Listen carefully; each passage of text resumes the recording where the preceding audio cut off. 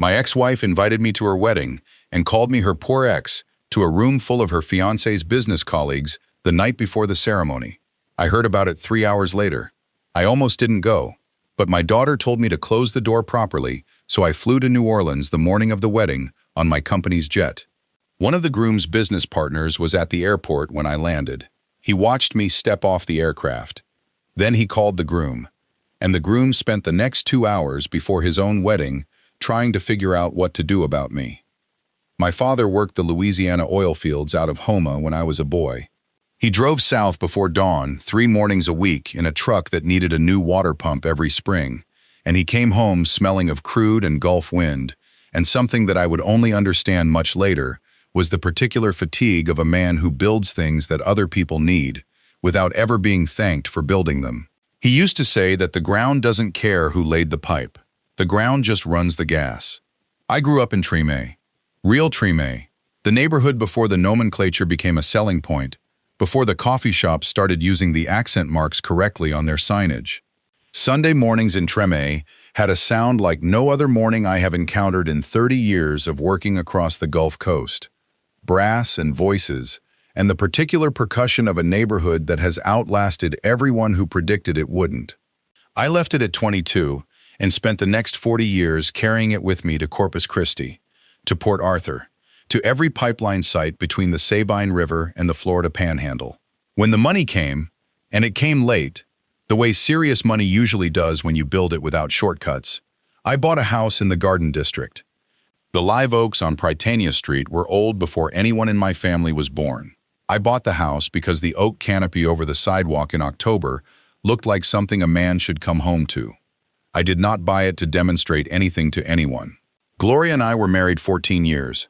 She was from Metairie, old Metairie, the kind of family that had opinions about which side of Veterans Boulevard you grew up on. She was sharp and beautiful, and she laughed at things that deserved to be laughed at, which is rarer than it sounds. For the first 6 or 7 years, we were good together in the way that two people can be good together when they are both still figuring out what they want from a life. What she wanted, it turned out, was visible. A certain address, a certain circle of dinner tables, a husband whose success arrived in a form that could be explained at those tables without a pause for clarification. Natural gas infrastructure is not an easy thing to explain at dinner. The pipeline networks I built across 3 states don't appear on maps that civilians look at. Nobody drives past a compressor station and thinks about who engineered the land use agreements that made it possible to build it there. In 2009, a Dallas energy firm offered me a senior partnership that would have tripled my income inside 3 years. I turned it down. Gloria's mother had a stroke that January, and I did not want Gloria navigating that alone from Texas. I did not tell Gloria why I turned it down. I paid it through my business expenses and filed it under a category she never looked at. In 2013, I found out that Gloria's younger sister was 11 months behind on her mortgage. I paid 2 years of arrears through a holding company. Her sister believed a federal hardship program had intervened. Gloria never asked why the crisis resolved the way it did. Some things you do because they are the right things to do, and the doing of them is its own completion. And the belief in a thing makes it happen. She did not leave for Preston. Not directly, not yet. She left because she had measured the distance between the life she had and the life she believed she deserved, and she had decided that distance was my fault. She told me she needed someone who was present. She told me she needed someone whose success was the kind you could see. I signed the papers on a Thursday. On Friday morning, I flew to a site in Corpus Christi where my crew was laying the second phase of a pipeline contract I had spent 4 years positioning for. I worked 18 days straight. When I came back to New Orleans, I sat in the Garden District house for 2 evenings, and then I went back to work. Between 2017 and 2022, Reid Energy Infrastructure grew from a regional contractor into a Gulf Coast operation worth $890 million. 3 major pipeline contracts materialized in sequence, all of them rooted in consulting relationships I had been building during the final years of the marriage, when Gloria believed I was simply chasing pipelines and going nowhere. I did not go to the business press. I did not change the address on my letterhead. I did not move to Houston. I stayed in the Garden District house with the live oaks on the sidewalk, and I ran the company from there. The wedding invitation arrived 11 months ago. August, the kind of New Orleans August that makes the city smell like itself. Warm concrete and night-blooming jasmine and river mud, with a handwritten note on cream stationery that read, "I hope you are well. I would love for you to see how far I have come." The ceremony was set for late September. The groom was Preston Tate. Commercial real estate, downtown office with his name on the building. The social confidence of a man who has never had to explain what he does at a dinner party. Gloria had found exactly what she was looking for. I set the invitation on my desk and did not respond for 3 weeks. The rehearsal dinner was on a Friday evening. I was not there. My daughter Naomi, she lives in Baton Rouge. She works in hospital administration. She has her mother's eyes and my stubbornness in a combination that occasionally exhausts both of us. Called me at 10:30 that night. "Dad," she said. "I know," I said. "I did not know yet." She told me what Gloria had said. That at the rehearsal dinner, in the easy warmth of her own celebration, Gloria had described me to a table of Preston's business colleagues as her poor ex who spent his whole life chasing pipelines across Louisiana and never quite figured out what to do with himself. 3 people at that table heard it. One of them was a man named Douglas Hale, 58, an energy investment banker out of Houston. According to Naomi, who had the story from a college friend who had been seated nearby, Douglas Hale went very still when he heard the name Samuel Reid described that way. He did not say anything. He sat with his drink and went very still. I sat in the Garden District house at 10:45 on a Friday night, and I thought about my father driving south before dawn in a truck that needed a new water pump, and I thought about what it cost him to build things that other people needed, without anyone knowing his name, and I thought about how little any of this mattered, and how much all of it mattered at the same time. "You should go," Naomi said. I was going to skip it. "I know, go anyway. I'm not going to make a scene. I'm not going to—" "Dad, you're not going to do anything. You're going to sit in the back and watch her marry someone else, and you're going to close the door. You left it open. Go close it." I was quiet for a moment. "There's a Gulf Stream on the tarmac in Baton Rouge," I said. "The crew can be ready by 7. "Then be ready by 7, Naomi said. "The Gulf Stream is a G550, dark blue, no exterior branding. I bought it 6 years ago for the same reason I run most of my operations. Function, not display. When you are moving between pipeline sites across 4 states on a schedule that doesn't align with commercial aviation, a private aircraft is infrastructure, not luxury. The crew knows this, and so does anyone who flies enough to understand the difference. What a divorce teaches you, if you're paying attention, is that collapse is optional. A great many people collapse after one.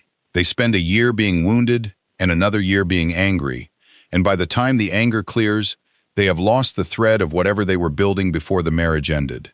I understood this risk the way I understand pipeline pressure failure, theoretically at first, then practically, once you have seen it happen to other men. I did not collapse. I went to Corpus Christi. I went back to work. I ran the Reid Energy Infrastructure Project pipeline with the same attention to foundation that I had always used. Slow, methodical, built on relationships that had been cultivating for years before the contracts were signed. The Gulf Coast pipeline contracts that came in between 2017 and 2022 were not accidents. They were the result of a decade of trust building that had happened mostly in conference rooms and on job sites and over dinners in Beaumont and Lake Charles that Gloria had declined to attend because they weren't the right kind of dinners. By 2020, I had 240 employees. By 2022, the valuation crossed $800 million. I did not celebrate. I had the accountants confirm the number, and I flew to a site outside Baton Rouge and walked the new section of pipe with my lead foreman and went home. I almost didn't go to the wedding. I had decided not to go. Then Naomi called and the calculation changed. September in New Orleans smells like the summer finally breaking, jasmine giving way to something cooler off the river, the particular sweetness of the city exhaling after August. I was awake before 5. The Garden District was quiet, the live oaks holding the early dark, the streetlights burning gold through the canopy. I drove myself to the airport. The Gulf Stream was on the tarmac at the General Aviation Terminal at Louis Armstrong. The crew was already there. captain and first officer. The aircraft fueled and pre-flighted. I was not flying to prove anything. I was flying because my daughter told me to close a door, and this was how I traveled. Douglas Hale was also arriving at Louis Armstrong that morning, coming in from Houston on a commercial connection, and he was standing at the curb outside the terminal when my car pulled onto the tarmac apron.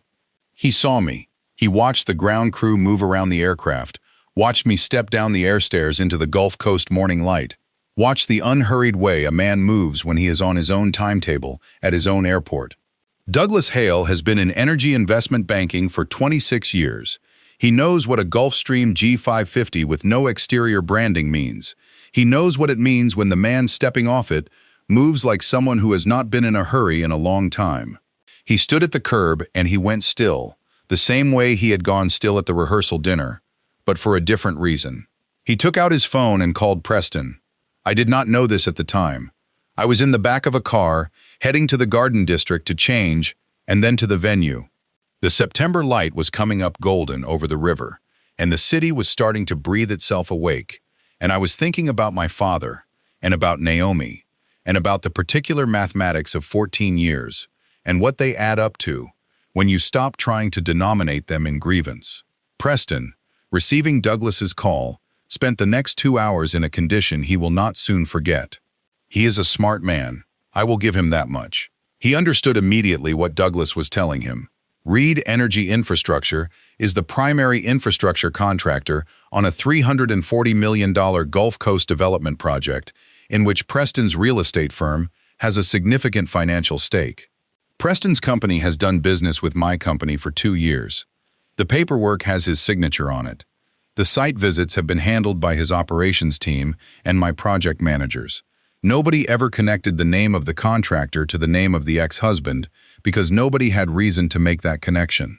Until Douglas Hale stood at a rehearsal dinner and heard Samuel Reid described as a poor ex who never quite figured out what to do with himself. Preston spent 40 minutes with his business partner in a side room of the hotel where the wedding party was staging. Two intelligent men, working through the social and professional geometry of the next 4 hours, finding no clean solution because there was none. The man his fiancé had publicly condescended to in front of one of that man's investment banking contacts was about to walk into his wedding ceremony. He could not uninvite me. He could not explain the situation to Gloria before the ceremony without detonating her mourning.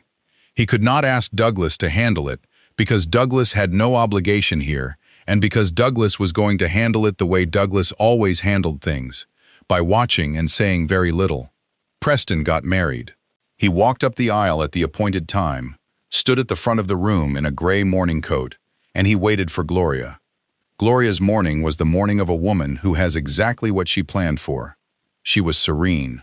Her hair was perfect. She had no idea. My car arrived at the venue 20 minutes before the ceremony. I found a seat in the last row on the left side, near the end of the pew, close enough to the exit that I could leave without disturbing anyone. I did not tell the ushers my name. The venue was an old uptown mansion, the kind that has hosted 3 or 4 generations of New Orleans weddings and carries the weight of them in its plaster and its wood floors. The ceremony room was high-ceilinged, hung with September roses, filled with 220 people who were dressed in the particular way that New Orleans money dresses for a wedding. Well, but not aggressively, with an understanding that the city itself is always the best-dressed person in any room. I sat in the back row. I did not make eye contact with anyone I recognized, and I recognized perhaps a dozen people, some of whom I had known for years and some of whom might have recognized me in return. Nobody came to find me. I was a man in a dark suit in a back pew. I was invisible because I chose to be. Preston saw me from across the room approximately 12 minutes after I sat down. I know this because I saw him see me. He was speaking to his groomsmen near the entrance to the side corridor, and he glanced toward the back of the room in the practiced way of a host checking his room, and his gaze landed on me and moved away and then came back. A beat, 2 beats. Then he looked away again and resumed talking, and what it cost him to make that transition seamless, I can only estimate. He knew who I was. Of course he did. Douglas had described me, and Douglas is thorough. The ceremony proceeded. A string quartet played something I didn't recognize. The room settled into that particular hush that descends just before the doors open and a bride walks through them. The hush that means everyone has agreed, for the duration of what follows, to believe in the version of the future being proposed.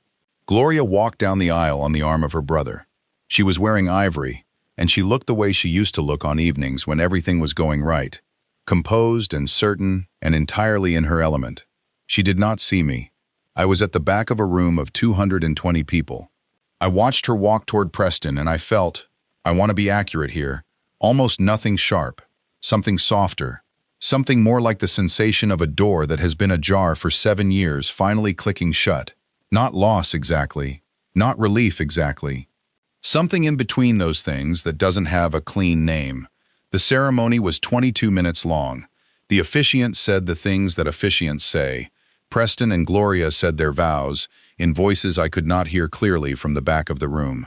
They were married at 12:41 on a Saturday in September, and the room applauded and the string quartet played them back up the aisle. And New Orleans being New Orleans, someone in the third row began to cry in the full-throated way of a person who has decided that weddings deserve the full expression of feeling. Preston managed the cocktail hour and the seating transition with what I imagine was considerable internal effort. His business partner, a compact man named Ellis, whom I identified later, stayed close to him during the cocktail hour in the way of a man who has been briefed and is standing by.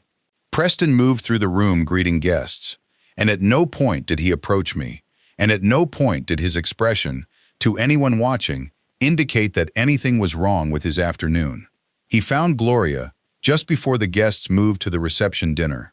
He touched her elbow and guided her to a corner near the garden doors, and he spoke to her in a low voice for approximately 90 seconds. I was across the room, near the bar, and I did not hear what he said. I saw her face change. It is a specific kind of change, the face of a person receiving information that reorganizes something they thought they understood. It is not a collapse, it is a rearrangement. The components stay in place, but the relationship between them shifts. Gloria is a controlled woman, and she controlled it well. She did not look across the room at me. She did not let the change show past that first rearrangement. But I know Gloria's face, and I know what I saw. She processed it. She pressed her lips together once.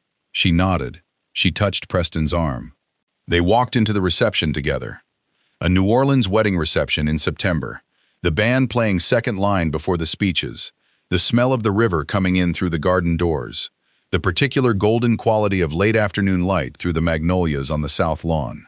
The caterers moving between tables with the practiced efficiency of people who understand that timing is everything at an event, and nothing in a city. I found a table near the garden entrance. A man sat down beside me, 20 minutes into the cocktail round, set his bourbon on the table and said, "I thought that was you." Douglas Hale. Same stillness he'd had at the rehearsal dinner. Same way of occupying a chair like a man who has decided that the best position is always slightly back from the table. "Douglas," I said. "Samuel." He paused. "I owe you an apology. You don't owe me anything. I was at the rehearsal dinner. I know, I should have." He stopped. There was nothing to do in the moment, but I want you to know that I found it. He considered the word. Incorrect. That's a diplomatic word for it. It's an accurate word. He lifted his bourbon. "How's the Homa Connector project going? I saw you sign the Phase 3 contract, and just like that we were talking about work. The Homa Connector, the Gulf Coast Development Contracts, a pipeline network in the Texas coastal plain that his firm had looked at funding the previous year. We talked for 35 minutes with the ease of two men who have known each other's professional reputations for over a decade, and find, in a setting like this one, that the professional conversation is the most honest one available. It was the most comfortable exchange either of us had at the event. I am confident of this. Gloria found me at 5:45, near the end of the cocktail portion of the evening. She came alone, without Preston, moving through the garden with the deliberateness of a woman who has decided something and is going to do it cleanly. "Samuel," she said. "Gloria," I stood. "Congratulations. I mean that." She looked at me for a moment. Something moving behind her eyes that she was keeping managed. "Preston told me," she said. "I know. I didn't." She stopped. "It doesn't matter," I said. And I meant it. I said something at the rehearsal dinner that was, "Gloria," I said it gently. "You married the man you wanted. That's what today is. That's all it needs to be." She stood there in the garden in her ivory dress, with the late afternoon New Orleans light turning everything the color of old brass, and she looked at me the way she used to look at me in the early years, when she was trying to understand something about me and couldn't quite find the angle. Then she nodded once, pressed my hand briefly between both of hers, and walked back toward the reception. That was all. I stayed through the first toast. Preston's best man was charming and brief. I ate nothing. I drank 1 glass of water and 1 small bourbon. At 7:30, I set my napkin on the table, retrieved my jacket from the back of the chair, and walked through the garden entrance before the main lights came on for dinner. I drove myself back through the garden district. The live oaks on Prytania Street were doing what they always do in the September dark, holding the heat in their canopies, diffusing the streetlight into something softer than streetlight has any right to be.